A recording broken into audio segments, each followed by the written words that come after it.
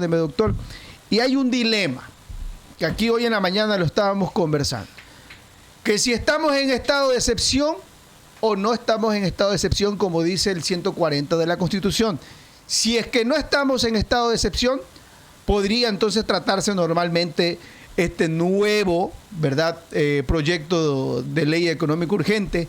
Y si es que no, ¿qué se haría? ¿Cuál es su forma de pensar, doctor? Criterio jurídico, técnico, como usted maneja, doctor Ollarte. Buenos días, don Carlos Luis. Un placer estar con usted, con todos los amigos de Unión Radio.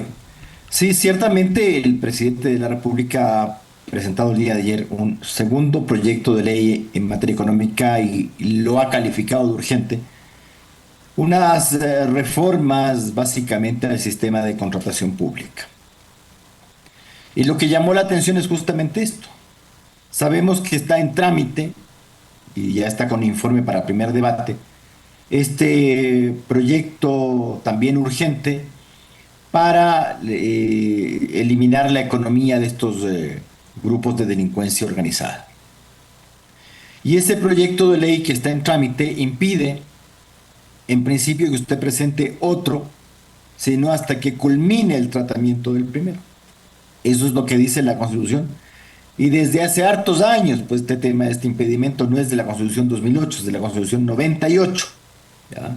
No se pueden presentar proyectos, no se puede presentar un proyecto de ley en materia económica y calificarlo de urgente si es que hay otro proyecto urgente en trámite. Usted puede presentar 500 proyectos de ley en materia económica, pero solo uno puede ser tratado por la vía de urgencia de modo paralelo, salvo que exista un estado de excepción, dice la Constitución. Ahora, claro, como lo ha indicado también la Corte Constitucional, cuando usted presenta más de un proyecto urgente en razón de la existencia de un estado de excepción, los proyectos urgentes tienen que relacionarse con el estado de excepción.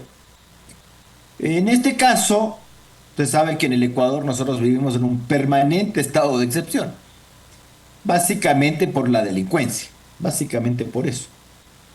Entonces aquí ocurren dos cosas. Primero, en los hechos, la modificación del sistema de contratación pública no se relacionaría con el tema de delincuencia. Uno.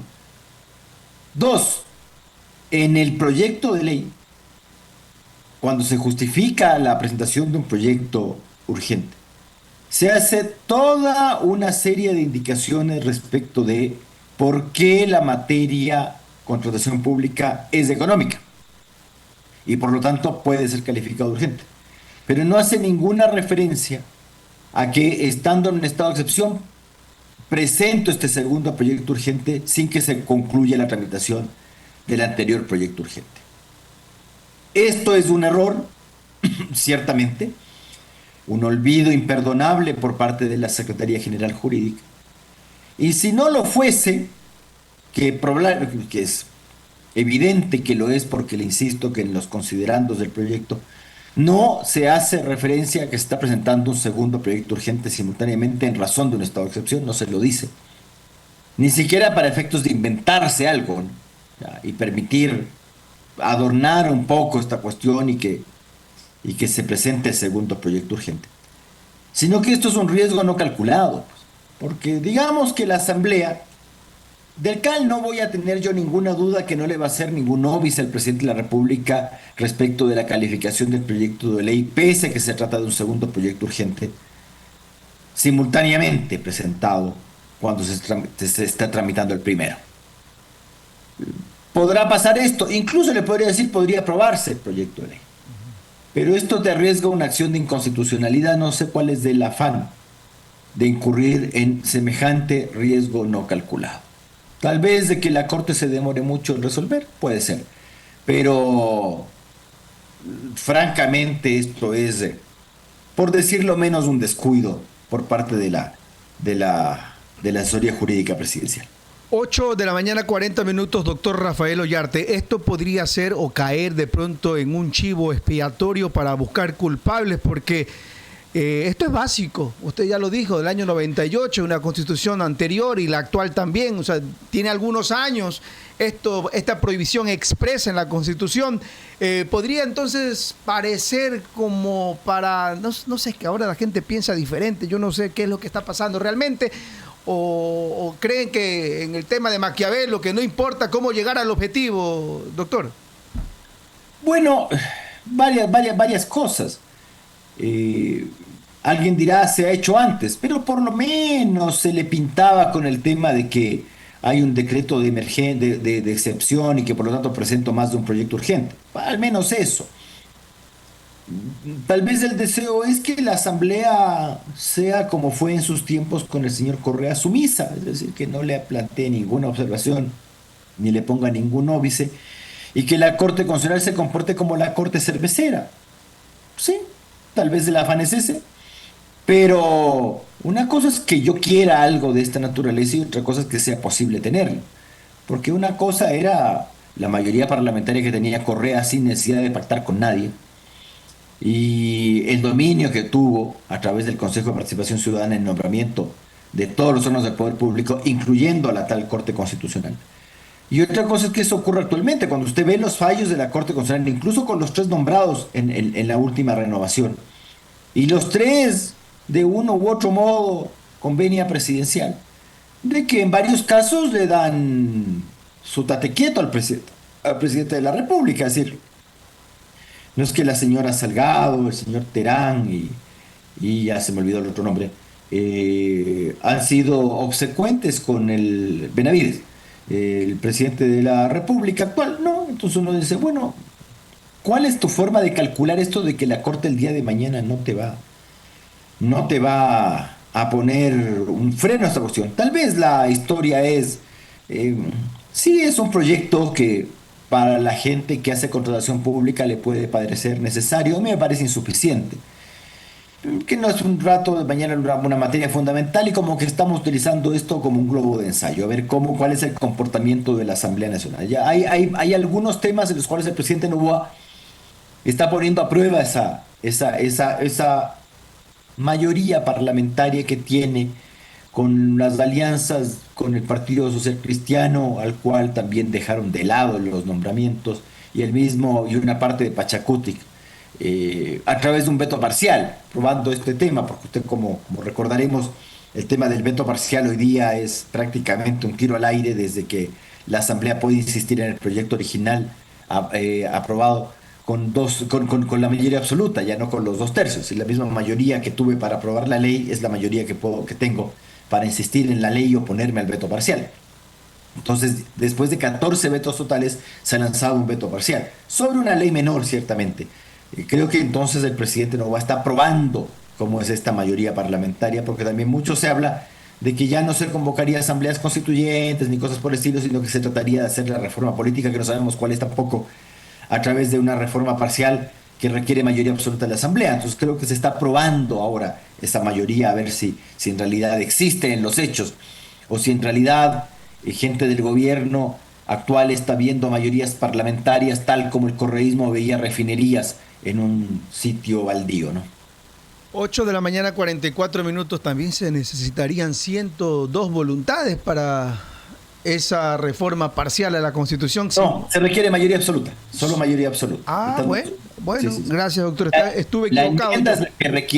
La enmienda requiere dos tercios, la mayoría absoluta se requiere para la reforma parcial. Esto es una reforma que se le hizo a la Constitución en el año 2023, ¿ya? En donde se estableció este tema de la mayoría absoluta, porque antiguamente usted aprobaba las reformas parciales aplicando por analogía la mayoría de la enmienda, porque la Constitución no indicaba con qué, así de mal hecha es la Constitución de Montecristi, no indicaba con qué mayoría se aprobaban las reformas parciales. Decía la enmienda con dos tercios, y cuando llegaba a la reforma parcial no te decía con cuánto se aprobaba. Entonces lo que se hizo en algunas ocasiones es por analogía aplicar los dos tercios, pero cuando se hace la reforma constitucional se estableció que no, con mayoría absoluta basta, porque eso pasa al referendo ratificatorio. Entonces por eso se le puso mayoría absoluta. 8 de la mañana, 45 minutos. En el primer proyecto de ley urgente que presentó el presidente de la República hace más de ya 2 semanas exactamente, si no me equivoco, sobre el combate a la criminalidad, hay algunos ítems que quizás a usted le llama la atención en lo personal, esta de la creación de jueces para luchar contra el crimen organizado, no sé si los tipo penal de conflicto armado interno. Este tipo penal que bueno, para algunos dicen que ya existe, pero con otro nombre. Pero llama la atención, doctor, esa pregunta que le hago y la de la prisión preventiva. Y la prisión preventiva, doctor Rafael Ollarte. A ver, respecto de los famosos jueces de conflicto armado, solo para recordarle, en abril del año pasado, cuyos resultados se publicaron en mayo del año pasado, es decir, ya pasamos del año, se crearon los jueces constitucionales para las garantías jurisdiccionales, para las acciones de protección, habeas data, habeas corpus, proceso de información pública. Y en la enmienda aprobada en consulta popular, en referendo, se estableció que en un año tenían que estar creados esos jueces constitucionales. Ya ve, y eso es una norma de rango constitucional, que dice que hay que crear esos jueces constitucionales. Hace un año se aprobó eso y vaya a ver si tiene jueces constitucionales. Y el presidente de la República, no conforme con eso, quiere crear unos jueces de crimen organizado, perdón, de conflicto armado interno. ¿Cómo nos ha ido con los jueces anticorrupción, por si acaso, entre comillas? ¿Cómo nos ha ido con ellos? Bueno, también hay sus cosas ahí, ¿no? Al menos se crearon los jueces de anticorrupción, pero esto de ponerte jueces especializados en la ley para que el día de mañana ahí quede bien escrito en la ley, bueno. En otro tema me parece más trascendente. No es una idea original ecuatoriana esta de impedir la prisión preventiva en contra de miembros de la fuerza pública cuando, utilizando las armas de dotación, neutralizan a los delincuentes, en este caso a los enemigos en la guerra interna.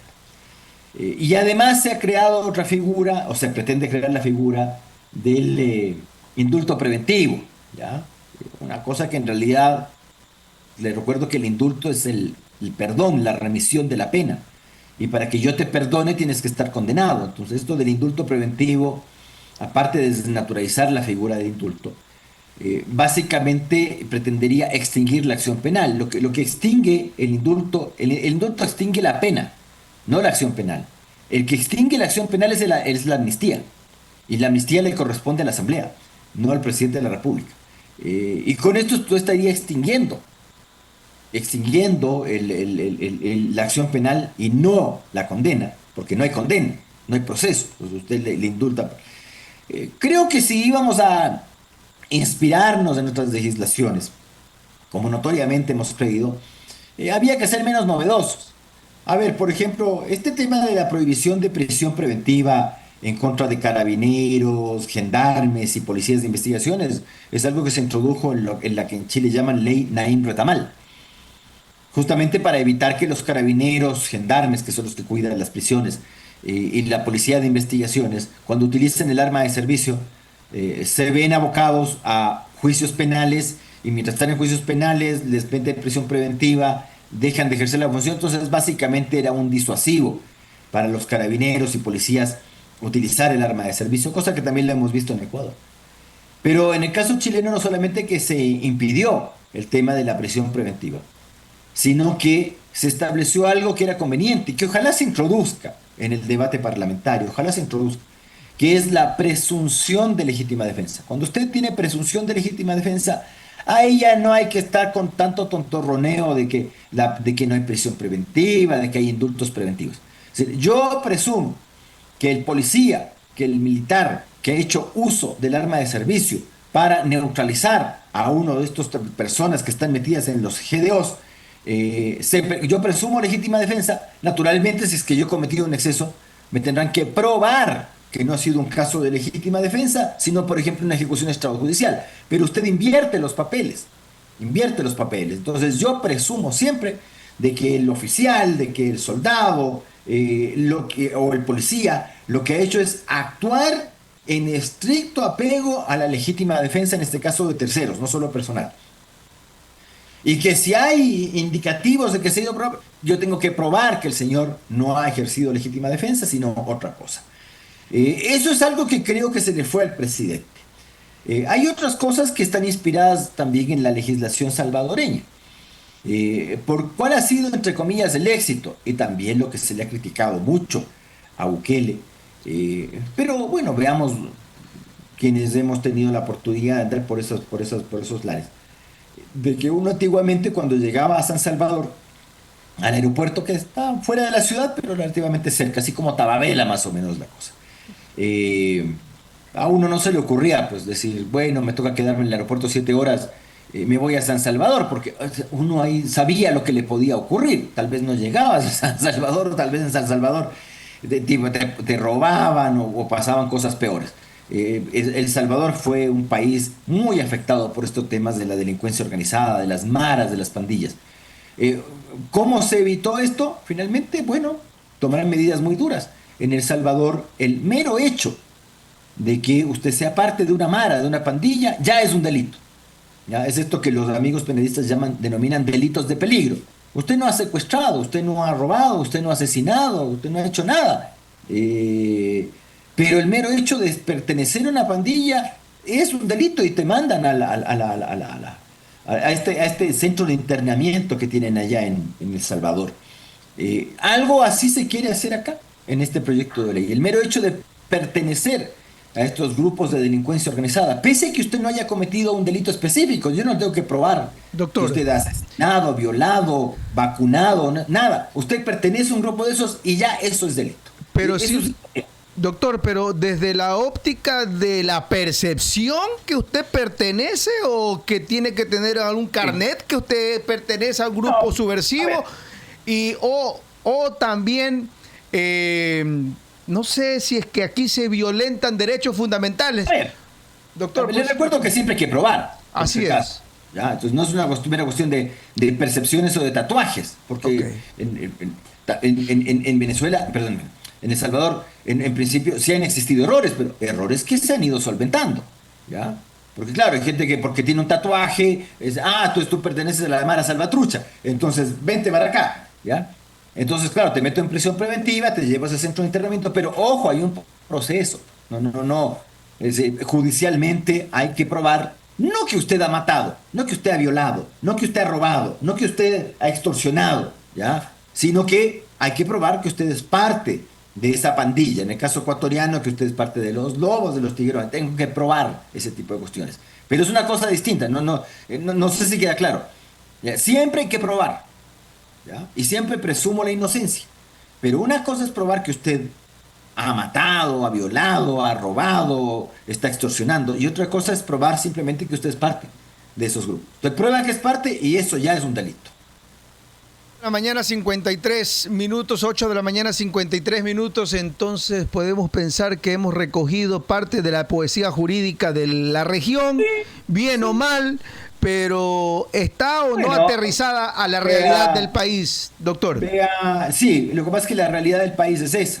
Ok. Y la realidad del país se está acercando mucho, lamentablemente, porque muchos decían, ay, nos vamos a parecer a Colombia. Y yo decía, ojalá nos pareciéramos a Colombia, porque parece que nos vamos a parecer más a Haití que otra cosa. Vea lo que pasa en Haití. Sí, El caso haitiano es paradigmático. complicado. Sí, es decir, a ver, Haití es un estado porque tiene bandera y está Así dibujado en es. el mapa. Está tomado por... O, ¿quién ejerce el poder? Es decir, ¿es el presidente y el primer ministro de Haití? No. ¿Es las leyes de Haití y son los tribunales de Haití los que ejercen poder en el territorio haitiano? ¿O son estas pandillas, estos grupos delincuenciales? Si cuando usted toma el mapa de Haití, ve lo mismo que en el Ecuador, ve provincias pintadas en el mapa. Pero si uno hiciera una verdadera división territorial en los hechos de Haití, usted dice, esta zona de acá es de los ni sé cuántos, perdóneme mi mal francés, ni me acuerdo yo de cómo se llaman esos grupos, parece como los tiguerones, entonces, dominan zonas territoriales. Entonces ahí no hay juez que valga, no hay ley que sirva, y no hay presidente ni primer ministro que gobierne. ¿Ya? A eso queremos llegar. Y claro, en Haití, porque hay causas de esto, lo mismo que hay causas de esto en el Ecuador. ¿Por qué el Ecuador dejó de ser la isla de paz? Y pasó esto. En Haití, en el año 1995, a una mente colenturinta y zurda se le ocurrió que había que eliminar a las Fuerzas Armadas. Claro, si usted toma la Constitución haitiana, hay Fuerzas Armadas, hay la Policía Nacional de Haití y hay las Fuerzas Armadas de Haití. Pero en los hechos, en Haití, usted no tiene ejército, no tiene Fuerza Aérea y no tiene Marina, no tiene Armada. No hay soldados, no hay marinos ni hay aviadores. ¿Ya? Usted no tiene en los hechos ningún instituto armado en Haití. Porque la idea era, como los surdeques ecuatorianos también proponen, algunos de estas mentes, estos termocéfalos que abundan, pues, ¿ya? Diciendo, hay que eliminar a las Fuerzas Armadas, hay que fortalecer a la policía. Eso hicieron en Haití. Entonces los que eran soldados, marinos y aviadores dejaron de ser soldados, marinos y aviadores y pasaron a ser policías. Desaparecieron las Fuerzas Armadas, no hay tanques, no hay aviones de combate, no hay marina, no hay nada. Entonces usted tiene las tanquetas, todas estas cuestiones de la policía. Listo. Ahí hiciste una idiotez que te pasó factura en 10 años. Porque desapareces en el año 95 y en el año 2005 ya estabas dominado. Y de ahí en los tipos han tenido que estar pidiendo ayuda a Naciones Unidas. Hubo una misión de Naciones Unidas, de estas que son tan peligrosas además. Porque al final usted lleva esos cascos azules y usted no sabe si es para mejor o para peor. Pues. Porque esa gente también se pone a hacer tonterías. ¿Ya? Se pone a delinquir ahí. O sea, a un país que está pisoteado por la delincuencia, después llegan los tales Naciones Unidas a ponerle la segunda pata encima. Qué pena, este órgano impresentable que es las Naciones Unidas, que no sirve de nada esa cuestión, más que para sus agendas de LGTBI, para eso sirven estos tipos. Pero para lo otro, lamentarse y llorar, nunca estar en un genocidio, más que ir para ir a tomar fotos y poner funcionarios ahí, o en países como estos donde los terminan arruinando. Al final, la misión chileno-argentina tuvo que salir de ahí. Y hoy día pidiendo, tienen que traer policías de Kenia, pues. A eso queremos llegar nosotros. Bueno, entonces hay que tomar el toro por los cuernos. Usted no puede permitir que la delincuencia en el Ecuador llegue al nivel haitiano, ¿ya? Y que el día de mañana aquí no gobierne el presidente, la ley no sea la ley del Parlamento y que los que juzguen no sean los tribunales nacionales, sino que todo lo decían los pandilleros, los GDOs. O va a tomar el toro por los cuernos y va a combatir esto en serio, o deje nomás para que veamos cómo nos vamos a quedar. País con bandera y mapa, pero y punto. 8 de la mañana, 57 minutos. Qué buena entrevista, doctor Rafael Ollarte, con su certeza y además frontalidad en estos temas que son álgidos y que muchos abogados también quizás sienten temor también opinar, pero usted lo está haciendo.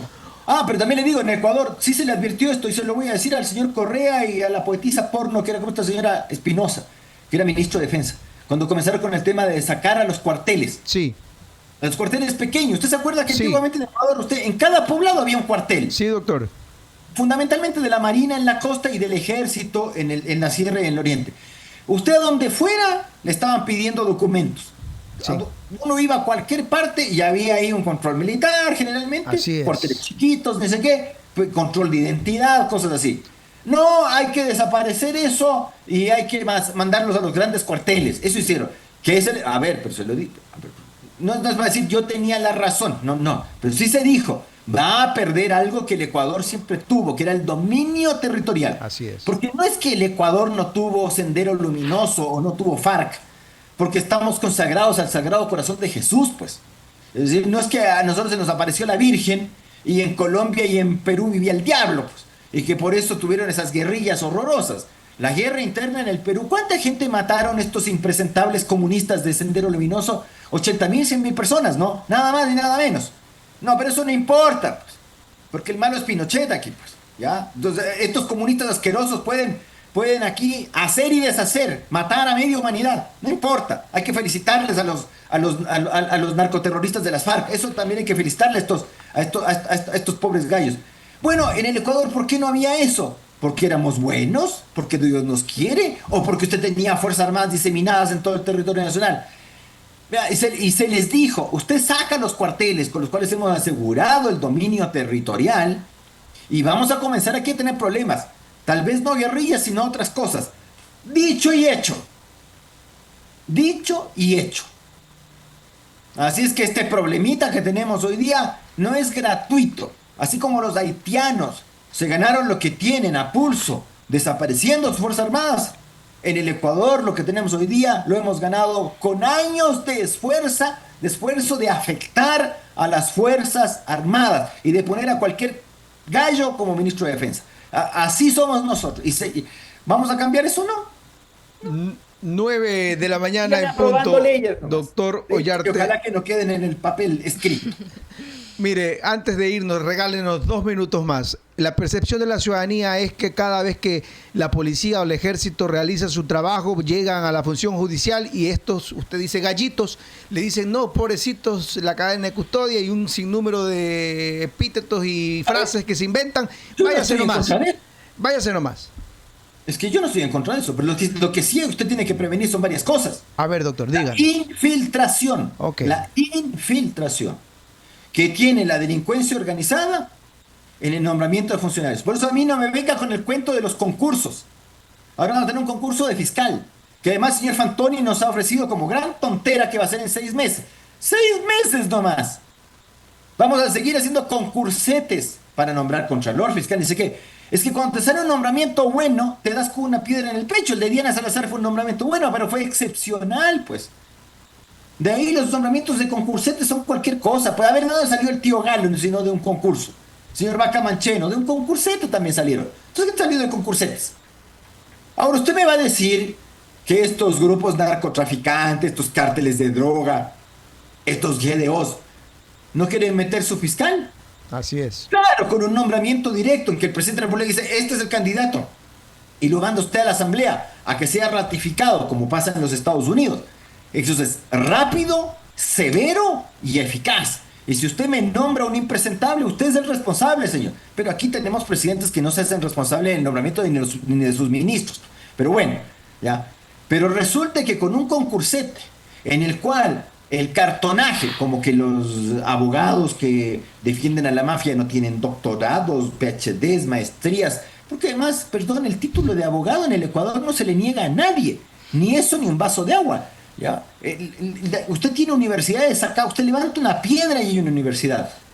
Que ya no son universidades, son impresoras de cartones. Entonces, claro, la gente te llega a los concursos con una cantidad de cartones impresionantes, sacados de las universidades de no sé dónde, ni sé qué, en Europa. Sí, pero ¿cuál es el nivel de reprobación en esas universidades aparte de nulo? Es decir, ganan los títulos por prescripción, te sientas, haces alguna pendejada ahí y te dan tu doctorado y tu cosa y te haces el exquisito, ¿ya? Escribir libros, yo los escribo, pero yo también veo, o sea, a mí me cuesta, yo cuando compro un libro ver una buena ojeada, a veces ves unas cosas con un vulgar copy and paste, ya la inteligencia... Parafraseo, doctor. Y bueno, pero si aquí llamamos orador a alguien que medio lee una cosa hecho por otro, pero bueno, entonces usted me va a decir que los GDOs no van a querer meter ahí a sus alfiles en esos concursos. Vea cómo se nombraba antes al fiscal. Una asamblea. Pero es que si yo le digo Edmundo Durán Díaz, el vulgo no tiene por qué conocer quién es, pero me parece muy difícil que un abogado en general y un penalista en particular no sepa quién fue Edmundo Durán Díaz. Un espectacular, de izquierda, un espectacular penalista y criminólogo. Él fue fiscal general de la República, nombrado como propuesto por el procurador general del Estado, Nicolás Parducci Chacaluga, al Congreso Nacional. Así era. Luego, ¿quién vino? Fernando Casares. Y bueno, yo puedo seguir. Y ya con los concursetes que hemos nombrado. O sea, ya por casualidad a Diana Salazar. Las comisiones ciudadanas, doctor. Pero, por ejemplo, en el caso de Diana Salazar, incluso a la gente que le critica, es absolutamente legítimo. Tampoco. Si tú eres funcionario y no aceptas la crítica, búscate un psiquiatra. Es decir, no, pues. ¿Ya? Entonces, si es que tú te lanzas a este tipo de cosas, vas a ser criticado. Pero que sea excepcional ese tema. Porque además, por último, siempre se le decía del Trujillato, Entonces, por lo menos sabes quién fue el que nombró, pues. Pero con el sistema de concursetes nadie es responsable de ningún nombramiento, nada. Así es. Así es. Vaya a verla antiguamente quién eran los contralores generales del Estado. Pero Hugo Ordóñez, Solón Espinosa, el doctor Faiduti. Pero aunque no te gusten, pero hasta te acuerdas de los nombres. Ahora uno no sabe ni cómo se llama el contralor de ahora. Tiene razón usted, Además, doctor. porque uno le pone ahí a veces, o al procurador, porque le pones el nombre de las demandas, pero te olvidas. Tiene razón. 9 de la mañana, 5 minutos, doctor. Queremos agradecerle enormemente por haber aceptado esta entrevista y esperamos tenerle en una próxima ocasión, doctor Rafael Ollarte. Siempre un placer. Y bueno, esperemos que se solucione algo también que es importante, que es el tema de Barcelona. Ya. Por acá están algunos ojerosos, doctor, tristes, agazapados, luego que ha pasado. Y lo veo que a Te usted lo también, digo, yo soy de al Barcelona, señor. pero lo veo a usted también de esa forma. Al señor Álvarez Pequeño le voy a decir algo. Yo ya soy viejo. Que uno ya no quiera ver los partidos del club, ni verlos. Peor ir al estadio.